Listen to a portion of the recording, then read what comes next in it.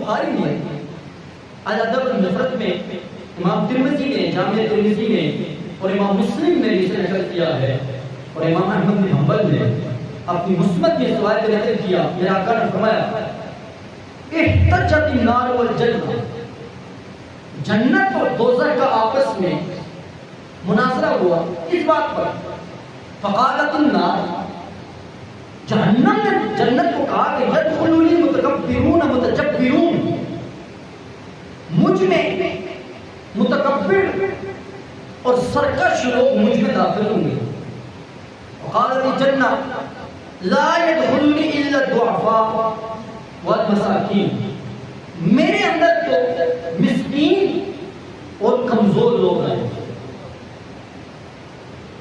پھر فقالت النار، اللہ رب العزت نے جہنم کو فرمایا انت عذابی انتقم بک ممن شئت، اے جہنم تو میرا عذاب ہے، میں جس متکبر سے سرکش سے انتقام لوں گا وہ تیرے ذریعے سے ہوگا۔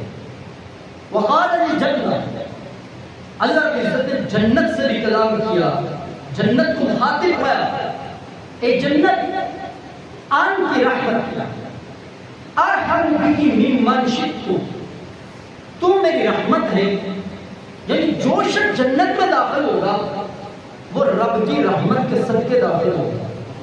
اور میرے رب نے فرمایا کہ جس شخص پر میں چاہوں گا رحم کروں اس کو میں جنت عطا فرماؤں گا۔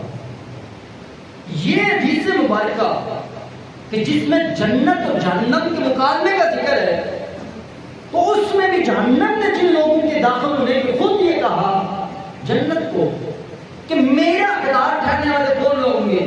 تکبر کرنے والے اور سرکش لوگ جو گناہوں پر پکڑتے ہیں، گناہوں پر اتراتے ہیں، گناہوں پر اصرار کرتے ہیں اور گناہوں سے بے خوف ہوتے ہیں، یعنی اللہ رب العزت کی ذات کا خوف ختم، معاشرے کا خوف ختم، عزت و وقار ہر طرح سے بے نیاز ہو کر جب گناہوں پر گناہ کرتے جاتے ہیں تو جہنم کہتی ہے کہ وہ میرے حقدار ہیں، وہ میرے مستحق ہیں۔